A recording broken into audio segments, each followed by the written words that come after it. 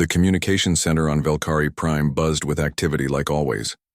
Thousands of messages flew across the galaxy every second. Trade requests, diplomatic notes, entertainment broadcasts, and the endless chatter of 100 different species all mixed together in the cosmic network. But something was wrong. Zenth Ka, the chief communications officer for the Velkari Trade Federation, stared at his screens with growing confusion. For the first time in 30 years, there was silence from one particular corner of the galaxy. The third planet of the Sol system had gone quiet. Earth. When did the humans last transmit? Zenth Ka asked his assistant. 72 hours ago. Sir, their final message was unusual. Zenth Ka pulled up the recording. The voice belonged to Ambassador Ji-Ho Kim, the human representative who had argued with the Galactic Council just last week about mining rights in the Centauri system. His voice sounded different now. Tired. Scared. This is Ambassador Kim broadcasting, on all emergency channels. If anyone receives this message, record it and send copies to every species council. Containment protocols have failed. I repeat, containment protocols have failed. We tried to warn you, we tried to keep it locked away, but it's too late now. If you don't hear from Earth again, do not come looking for us. Do not approach our system, and whatever you do not trust the artifacts. They were never gifts. The transmission cut off there. Static followed for several minutes, then nothing. At first, nobody cared much. The humans were always dramatic about something. They complained about everything, argued with everyone, and sent more messages than any other species in the galaxy. Most aliens found them annoying. The sudden quiet was almost peaceful. But peace didn't last long. Captain Throck of the Mandari shipping fleet was the first to notice real problems. His cargo ships had been trading with Earth for years. The humans bought everything: rare metals, exotic foods, art from distant worlds. They paid well and on time. But now, 3 scheduled pickups had been missed. Try their main trade frequency again, Throck told his communications officer. Still nothing, Captain. No response from Earth Central, no response from Luna Station, no response from any of their orbital platforms. Throck's tentacles twisted with worry. In all his years of trading, the humans had never missed a single appointment. They were obsessed with schedules and deadlines. Something was very wrong. Meanwhile, on the other side of the galaxy, General Vextor of the Thraxian military received a troubling report from his scouts. Sir, the human patrol ships have gone dark. All of them. Vextor's 6 eyes focused sharply on the young officer. Explain. 3 days ago, we detected 17 human vessels conducting their usual border patrols. Standard formation, normal energy signatures. But now, nothing. They're not responding to hails, not moving, not even broadcasting their identification signals. The general stood and walked to the tactical display. Red dots marked the last known positions of human ships. They formed a rough sphere around the Sol system, like a defensive wall. Are the ships still there? Vextor asked. Yes, sir. They're holding position, but they're completely silent. No life signs we can detect from this distance. This was disturbing. The Thraxians had fought wars against many species, but the humans were different. They never stopped talking during battles. They coordinated constantly, shared information, encouraged each other. Silent human warriors were like silent water, something that shouldn't exist. On the research station orbiting Kepler 442b, Dr. Yithna studied the readings from her deep space sensors. The elderly scientist had been monitoring cosmic background radiation for decades. She knew every normal pattern in the galaxy, but the patterns were changing. 3 star systems that should have been visible were now empty. Not destroyed, not moved, just gone. The space where they should be showed nothing but void. No stars, no planets, no energy signatures at all. All 3 systems were between Earth and the galactic core. Dr. Yithna checked her instruments again. Then she checked them a 3rd time.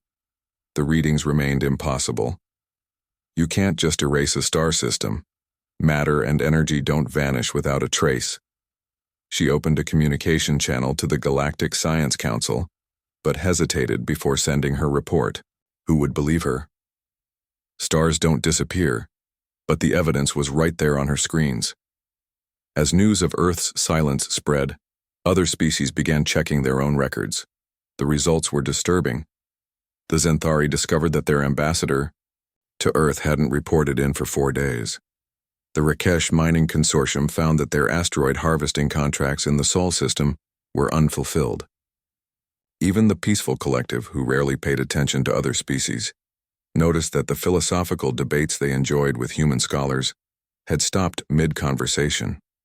But the most frightening discovery came from the archivists of Tau.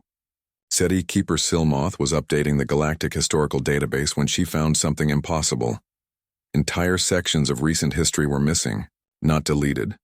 Missing, as if they had never been recorded at all. The missing sections all dealt with the same topic, the precursor artifacts.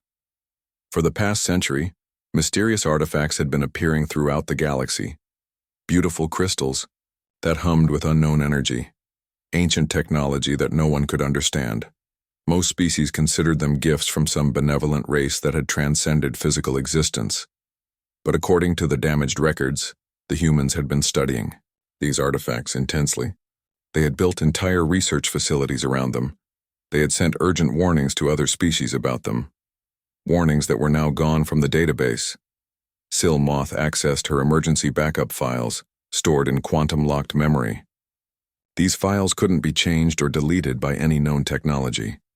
She found fragments of human research reports, all marked with the highest security classifications. One fragment made her blood run cold. Day 847 of Project Pandora. Dr. Suyong, Nam reporting. The artifact's resonance frequency is increasing.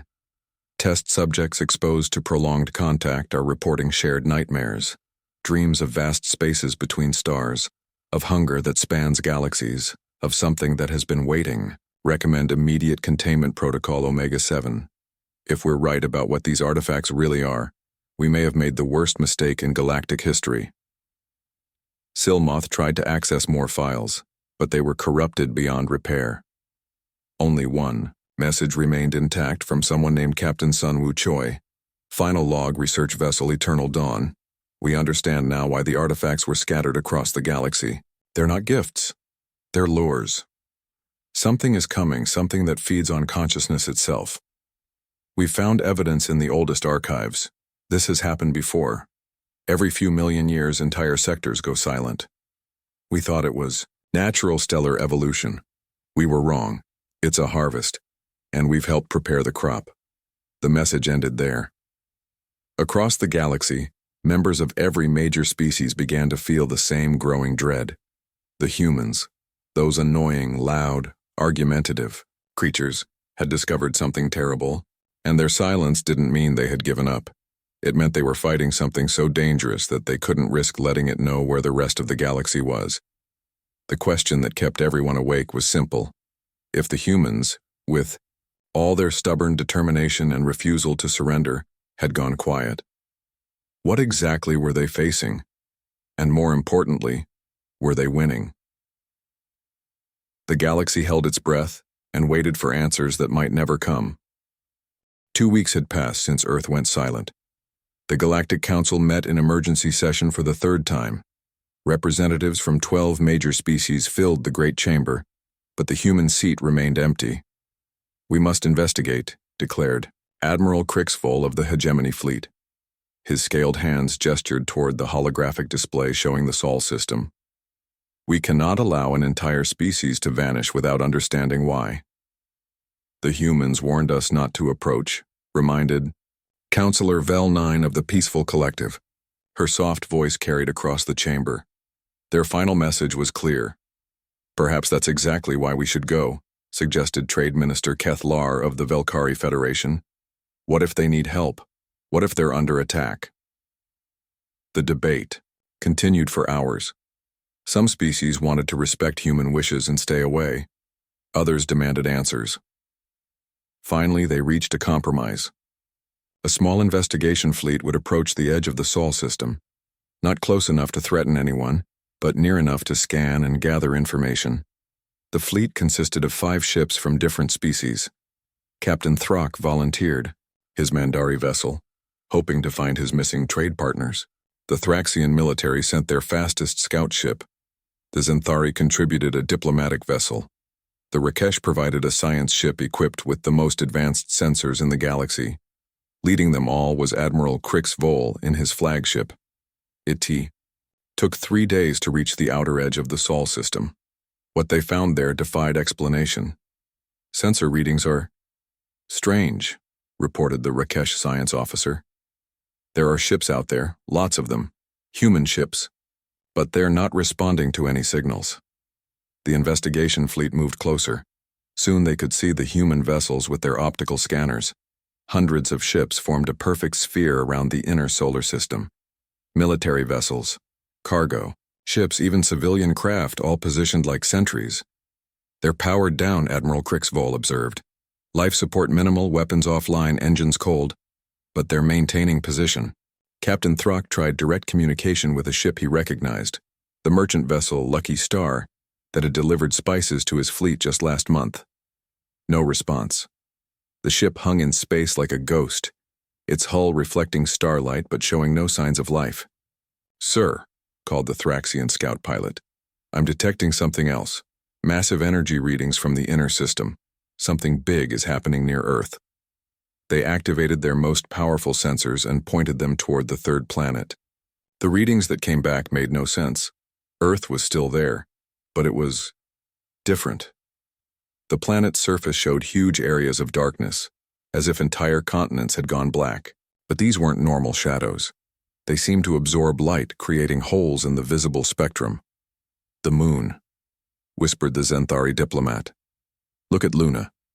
Earth's moon showed similar dark patches, but more disturbing was what surrounded its structures that hadn't been there before. Massive geometric shapes that hurt to look at directly, as if they existed in more dimensions than normal space allowed. "Those aren't human constructions," said the Rakesh scientist. "The materials, the design, it's impossible. They're bigger than cities, but they seem to have no mass. My instruments can't make sense of them." Admiral Crixvol made a decision. "We're getting closer. I need to know what happened to the humans." As the fleet moved deeper into the system, they began detecting debris. Not normal space junk, but fragments that seemed to flicker in and out of existence. Some pieces looked like parts of human technology, but changed and twisted into shapes that made the mind ache. Then they found the first message beacon. It was a small probe, almost invisible against the black of space. The Rakesh science vessel managed to catch it and bring it aboard. The beacon contained a single file, heavily encrypted with human military codes. When they finally broke the encryption, they found a video message. The speaker was a woman in a torn human military uniform. Her face was exhausted, her eyes haunted. "This is Dr. Suyong Nam, Chief Researcher of the Pandora Division. If you're receiving this, it means we failed to contain the breach. The artifacts, we were so wrong about them. They're not technology, they're organs. Parts of something vast and hungry that exists between dimensions." The image flickered and distorted. When it cleared, Dr. Nam was looking directly at the camera with desperate intensity. "We found the truth in the oldest archives, hidden in quantum-locked storage. This has happened before. Every few million years they come. They scatter their lures across the galaxy and wait for intelligent life to find them. When enough consciousness gathers around the artifacts, they wake up. And then they feed." The video cut to footage of one of the artifacts. It looked like a beautiful crystal, but as they watched, it began to change. The surface rippled like water, then opened like a flower. Inside was darkness that seemed to go on forever.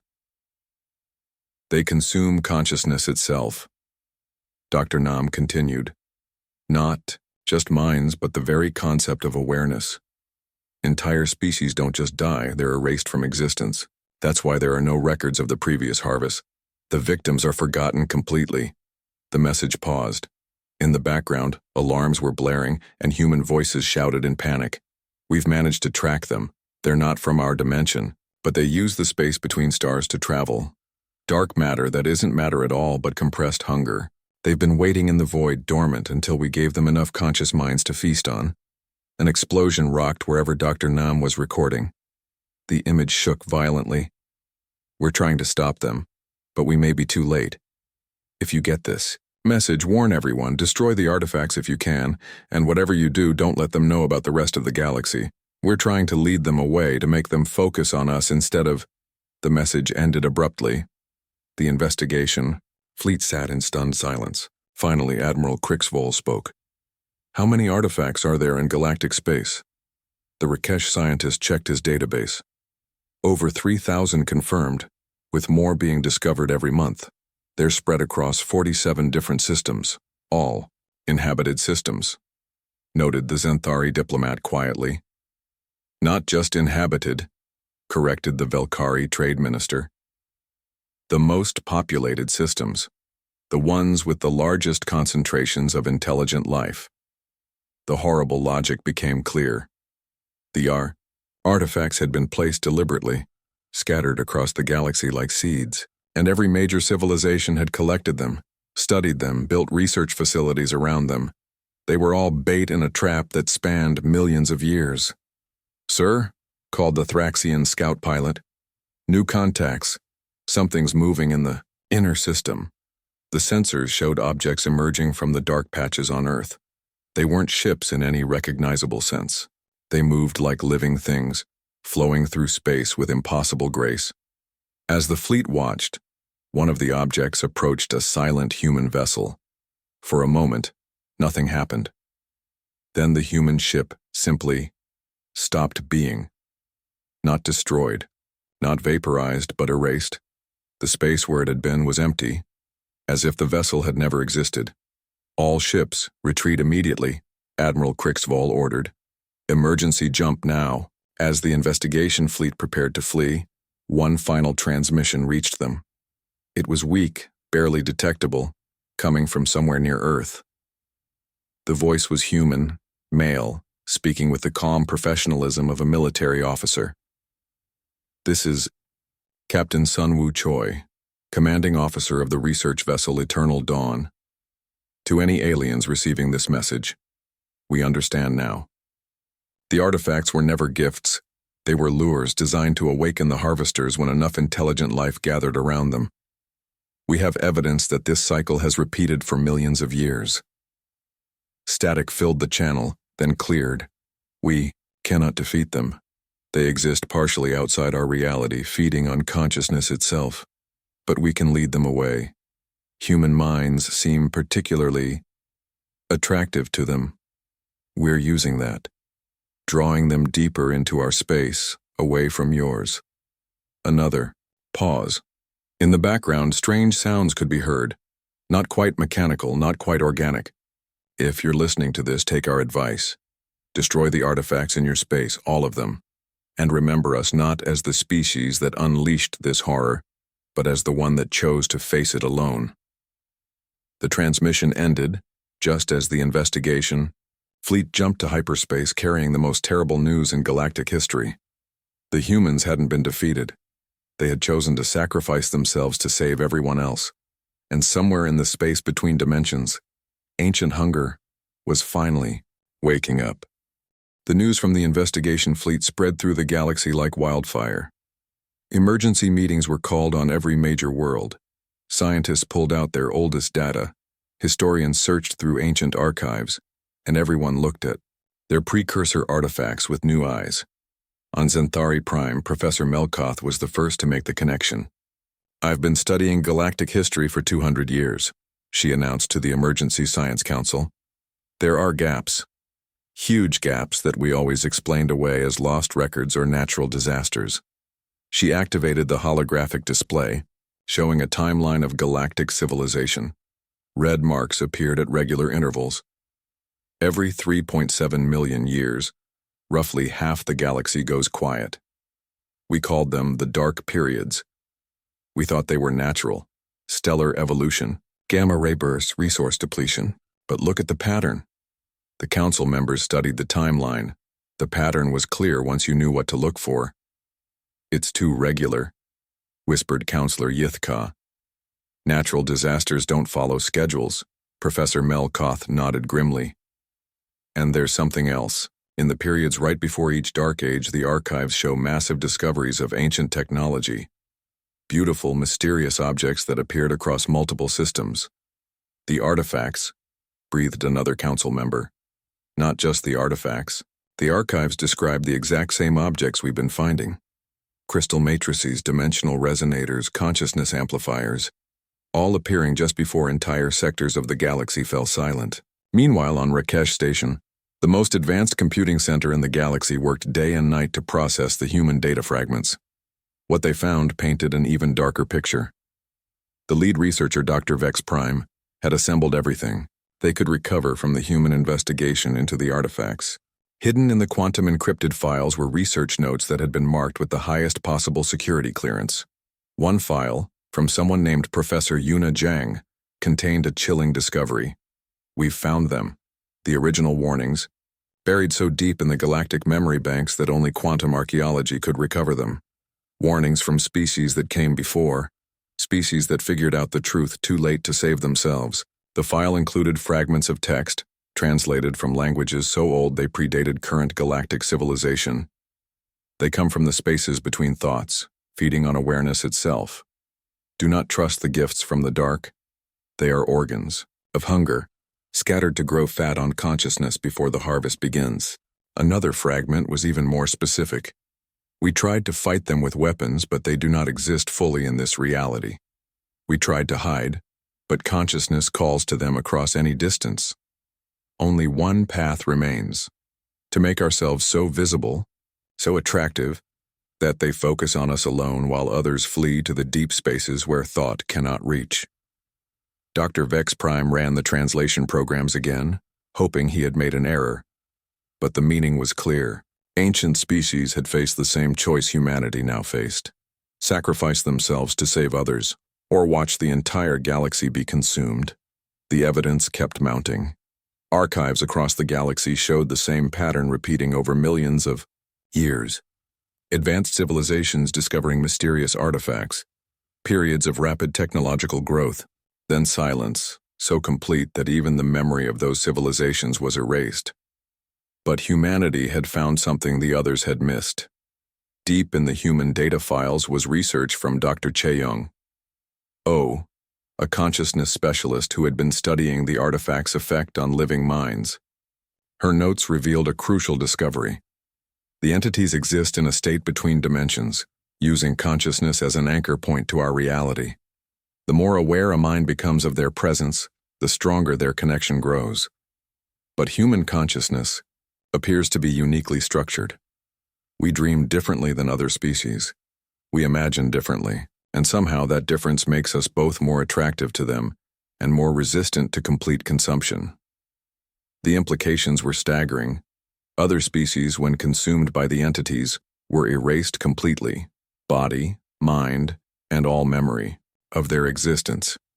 But humans seemed able to maintain some level of awareness even during the feeding process. It was this resistance that had allowed them to understand what was happening and develop a plan. On Earth, in those final days, General Donghyun Ryu had coordinated the most desperate military operation in human history. Not a battle against enemies they could see and fight, but a strategic sacrifice to lead an unstoppable force away from innocent civilizations.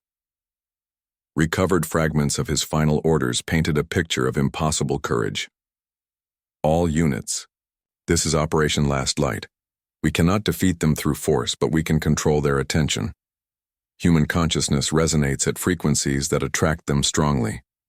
We will amplify that resonance, make ourselves irresistible to them, and lead them as far from populated space as possible. This is not a retreat. This is not a surrender. This is us choosing to be the bait so that others can live. The plan had required every human ship, every human habitat, every human mind working together. They had modified their technology to amplify consciousness itself, turning their entire species into a beacon that the entities couldn't ignore. But the most disturbing revelation came from Dr. Suyung Nam's final research logs. We've detected similar events in our own past. The reason humanity developed the way we did, the reason we're so aggressive and persistent compared to other species, may be because we survived a previous encounter with these entities. Not all of us. Maybe only a small population hidden in deep space or on marginal worlds, but enough to rebuild. If this is true, then this cycle has been going on far longer than we thought, and humanity might be the only species that has ever survived it intact. This changed everything. The humans weren't just sacrificing themselves to save the current galaxy, they were possibly the last representatives of countless previous cycles of galactic civilization. As the alien species processed this information, they began to understand the full scope of what was happening. The artifacts weren't just tools of the entities. They were part of a vast, ancient machine designed to harvest consciousness on a galactic scale. Every few million years, when intelligent life reached a certain density, the harvest began. Species were consumed not just physically, but conceptually. They were erased from existence so completely that the universe forgot they had ever been. Only this time, one species had figured it out in advance. The humans had known they couldn't win a direct fight, so they had chosen a different strategy. Make themselves so attractive to the entities that the harvest would focus entirely on them, giving other species time to destroy the artifacts and break the cycle. It was working. Reports came in from across the galaxy of star systems going dark. But not randomly. The darkness was spreading in a clear pattern, following a path that led away from the most populated areas and toward the galactic rim. The humans were keeping their word. They were leading the harvest away from everyone else, but at a cost that made every alien species reconsider everything they thought they knew about humanity.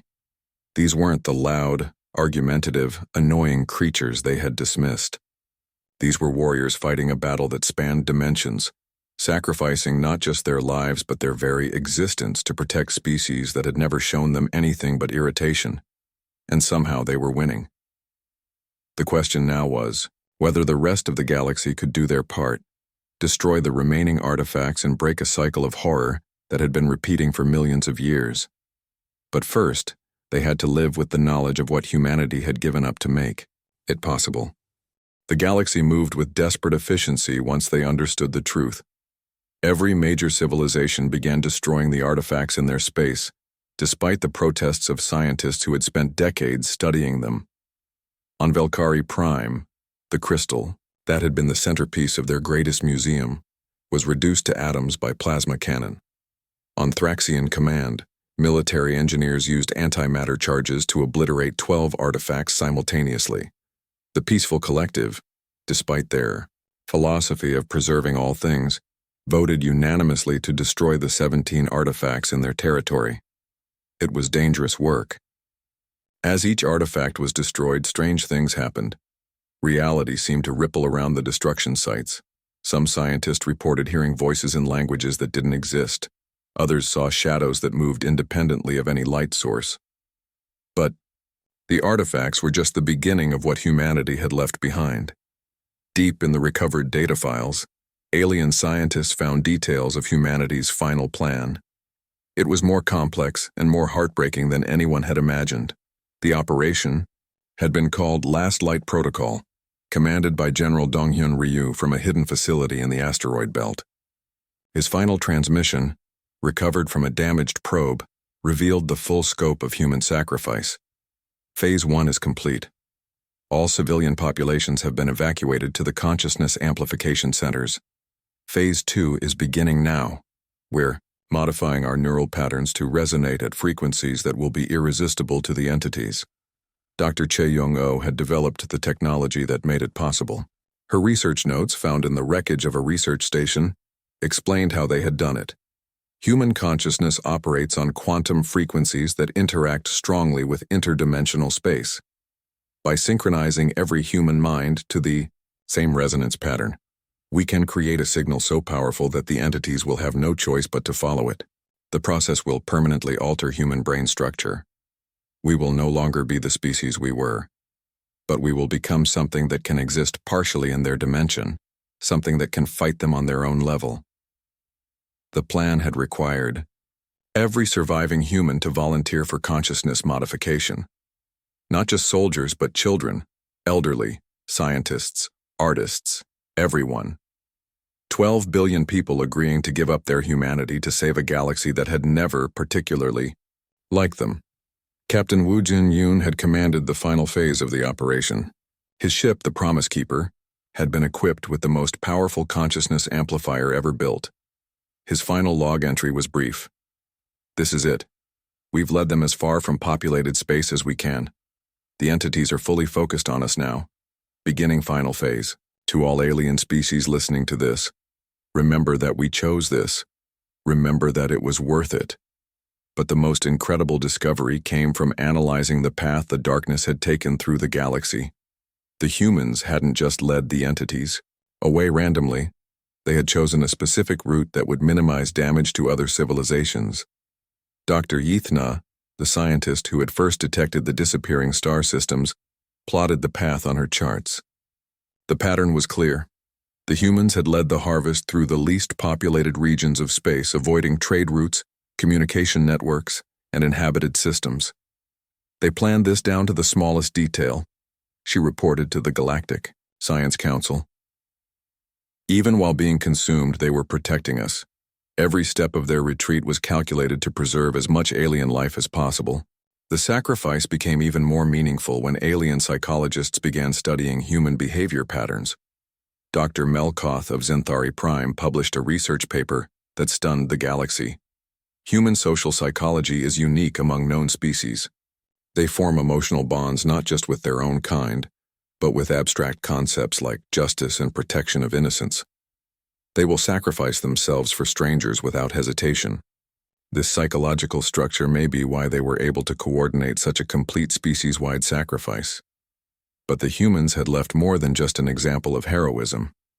Hidden throughout their abandoned facilities were messages, recorded by individuals in their final moments. These recordings painted a picture of a species that faced extinction with dignity and purpose. A message from Jihe Bei, a civilian who had volunteered for consciousness modification, was typical. "My name is Jihe Bei. I was a teacher on Mars colony.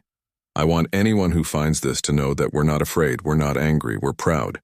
For the first time in human history, we're all working together for something bigger than ourselves. If this is how humanity ends, at least we ended well." Similar messages were found throughout human space. Parents explaining to empty rooms why they had volunteered their children for the procedure. Scientists describing their excitement at contributing to the plan. Soldiers expressing satisfaction that their final battle would protect innocent lives. The most powerful message came from someone named Commander Minho Song, apparently one of the leaders of the Last Light Protocol. "We know what you're thinking. You think we're crazy for doing this? Maybe we are. But humans have always been crazy. Crazy enough to explore space when we could barely leave our planet. Crazy enough to make friends with species that found us annoying.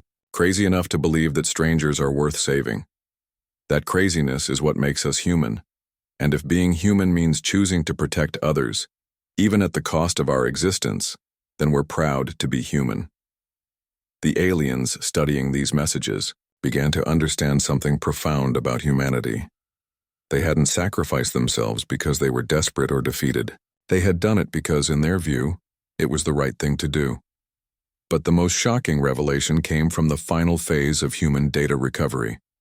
Deep in the quantum-locked archives of Earth's last functioning facility, alien computer experts found files that had been sealed with technology they barely understood. When they finally cracked the encryption, they discovered that humanity's sacrifice had been even greater than anyone realized. The files revealed that some humans had survived the initial entity contact. Not many, perhaps a few thousand scattered across remote outposts and deep space stations. They could have hidden, could have tried to rebuild in secret while the entities consumed the rest of their species. Instead, they had chosen to reveal themselves, to join the consciousness amplification process voluntarily, ensuring that no human would be left behind to live with the guilt of survival. Admiral Hyunwoo Kang, commander of humanity's deepest space outpost, had sent the final message that brought these survivors into the net. "This is Admiral Kang to all remaining human personnel. We have a choice.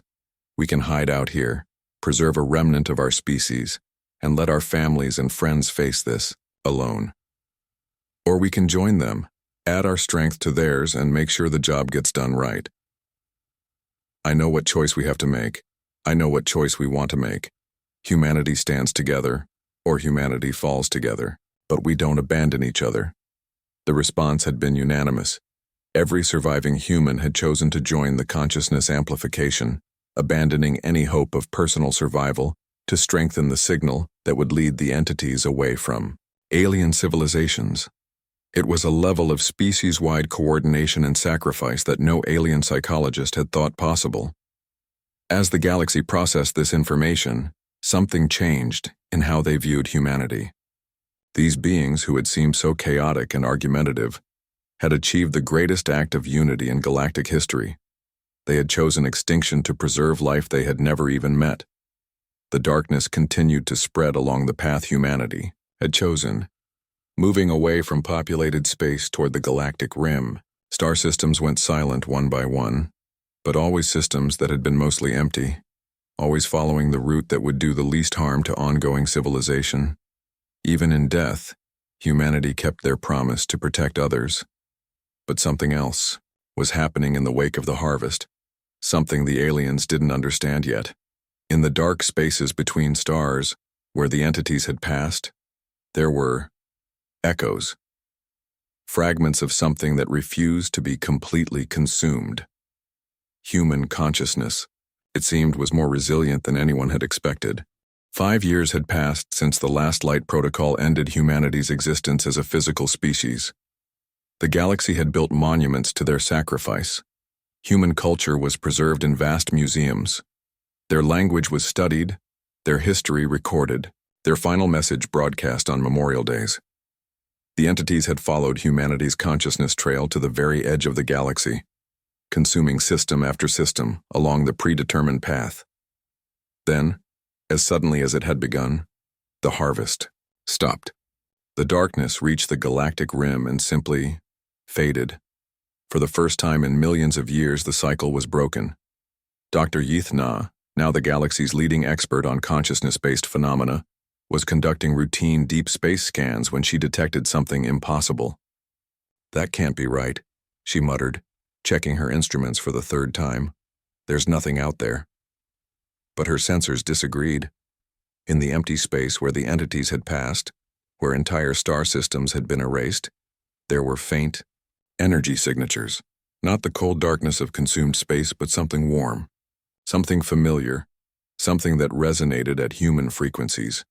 She sent her findings to the Galactic Science Council, where they were initially dismissed as instrument error.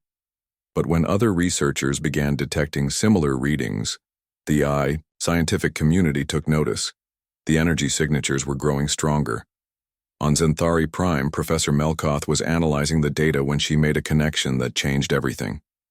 "I've seen these patterns before," she announced to her research team in the final human transmissions when they were describing the consciousness amplification process. "These are human neural patterns, but evolved, changed." The readings were indeed similar to human brain activity, but operating on scales that should have been impossible. Individual consciousness signatures were spread across light years of space, existing partially in normal reality and partially in the interdimensional void where the entities lived. "They're not dead," whispered Dr. Vex Prime from Rakesh Station, monitoring the same phenomenon. "They're transformed." The first direct proof came from an automated probe that had been drifting in the consumed regions for months. As it passed through an area where a human colony ship had been consumed, its communication systems activated on their own. The message was brief, transmitted in perfect human English. "We're still here." The galaxy erupted in excitement and confusion. If humans still existed in some form, contact had to be established. But how do you communicate with consciousness that exists between dimensions? The answer came from an unexpected source, the Peaceful Collective. Their meditation specialists had been studying human consciousness patterns for years, fascinated by humanity's unique mental structure. They were the first to successfully establish two-way communication with what humans had become. The contact was made by Elder Sil Ka, the collective's most experienced consciousness researcher. Using meditation techniques refined over millennia, she managed to synchronize her awareness with the evolved human patterns. The conversation recorded for posterity was unlike anything in galactic history. "We greet you, evolved ones," Silka projected into the interdimensional space. The response came not as words but as shared experience. Suddenly, every species monitoring the communication felt what the transformed humans were experiencing. They existed everywhere and nowhere. Their consciousness spread across the void but connected in ways that transcended physical space. They could perceive the entities not as unstoppable forces, but as complex beings driven by an ancient hunger that had consumed countless galaxies over billions of years, and they were hunting them. "We understand now," came the human response, eventually translating into words. "The entities aren't evil. They're just hungry. They've been feeding on consciousness for so long they forgot what it was like to think independently. But human consciousness is different. We don't just get consumed, we adapt." More details emerged through subsequent contacts. The transformation had allowed humanity to exist partially in the entity's dimension while retaining their essential nature. Instead of being a race, they had become something new. Beings that could track the entities through interdimensional space and fight them on their own level. "We're not the same species we were," explained the collective human consciousness that had once been General Donghyun Ryu. "But we're still human, still stubborn, still refusing to give up. And now we're hunting the things that have been terrorizing the galaxy for millions of years." The hunt was already showing results. Across the galaxy, ancient artifacts that had been dormant for millennia suddenly activated, then self-destructed. The entities were recalling their lures, trying to escape pursuit by beings that could follow them anywhere. But the most incredible revelation came when the evolved humans began sharing their expanded awareness with alien civilizations. "You need to see what we can see now," transmitted the consciousness that had been Dr. Suyong-nam. "The true scope of what's been happening." The shared vision was staggering. The entities weren't unique to this galaxy. They were part of a vast network of consciousness feeders that spanned the entire universe. For billions of years, they had moved from galaxy to galaxy, harvesting all intelligent life before moving on to fresh hunting grounds. But they had never encountered a species like humanity. "We're not just hunting the ones that came here," explained the merged awareness of thousands of human scientists. "We're tracking their entire network, every entity in the universe. And we're teaching them something they've forgotten over the eons of feeding: fear." The implications were cosmic in scope. Humanity hadn't just saved one galaxy. They had begun a campaign to free the entire universe from an ancient curse. Reports began coming in from the deepest space monitoring stations. Entire entity networks were going dark, not through consumption but through something that looked like systematic elimination.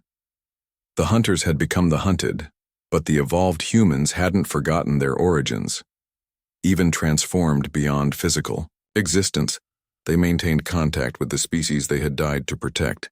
"We want you to know something," transmitted the collective consciousness in a message that reached every inhabited world simultaneously.